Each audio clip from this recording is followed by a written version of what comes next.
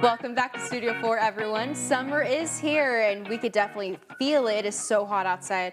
And again, even if it's hot outside, we're still excited to spend more time outdoors and also bring some unique safety concerns for families because it is summer for babies and also our young children, from sunscreen and sun exposure to swimming pools, lakes, and also insect bites. Parents have a lot to think about. That's why we have Dr. Teresa Baker here with us today with the Infant Risk Center at Texas Tech University Health Sciences Center. Dr. Baker, thanks for coming in. You're welcome. We have so much to dive into today. So Dr. Baker, let's start off with the sun.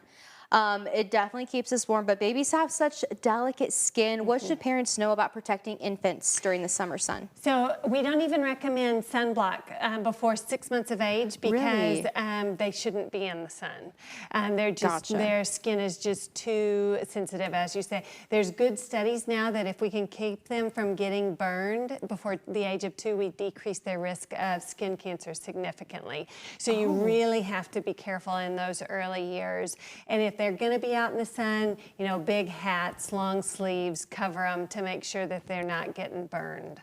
I had no idea you should, especially, this is an important message, especially to all those moms, first-time moms during the summer months. Yes. Wow. So before 6 months of age? They really shouldn't be in direct, a lot of heat. If they are going to be in the heat, to use like a zinc oxide, some of those, and you put it on your hands first, like the spray and then put it right where it's supposed to go on the baby because you don't want it to drip into their eyes or into their mouth or whatever. So just apply it on your hands and then put it on their little face or their little scalp. They don't have hair, so you know, the tops of their ears and their head often gets burned.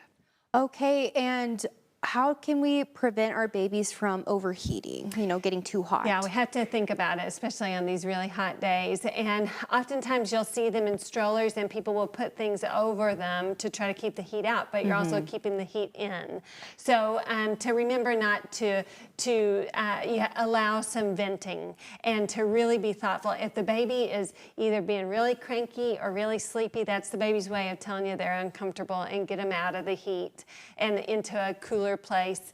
They just don't have a way to tell you when they're too hot, and they don't get rid of heat as efficiently as we do. So look for cues in their behavior that you need to get them. And if they're giving you cues, get inside where they can cool off. Yes, definitely. Well, Dr. Baker, thank you so much. This is a big topic that we got to discuss. So whenever we come back, we're going to talk to Dr. Baker about some water safety measures. Keep it here.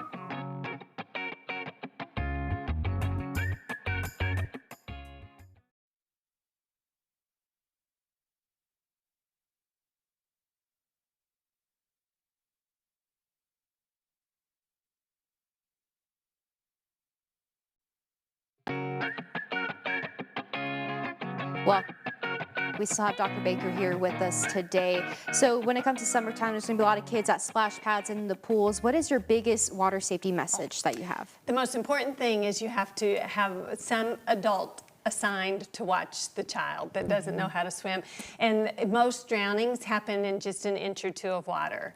And oh my goodness. You just have to be really aware if they flip upside down in even a little paddling pool and can't get to their feet, or they can fall into coolers that are full of water. I mean, there's lots of things that can happen, and we all hear those scary stories every summer.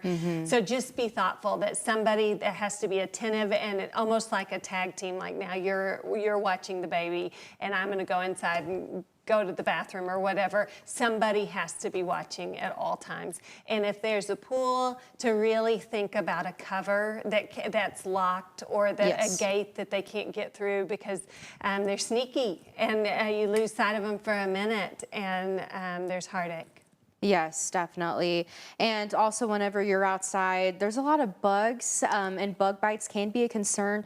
Are there any insect repellents safe for babies? Yeah, we even include DEET as an option for infants. Again, try not to get it in their eyes, it'll burn, but it's better than them getting whatever virus the mosquito might be carrying. So if you can avoid like dusk and dawn when the mosquitoes are out, in force, and then put mosquito repellent on them if you can, and long sleeves, you know, things that can protect them from any bites. Oh, wow. These are really good tips that parents should start, incorporating into their daily life. Before we go, real quick, where can we go for more information, Dr. Baker? Yeah, we'd love to help. The Infant Risk Center has a call site and a web page. Just email us any questions you have about any product that you're concerned about, or any any questions you have for us.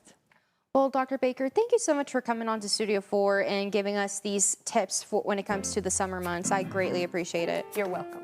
And that is a wrap for Studio 4. Have a good day, and we will see you back here tomorrow.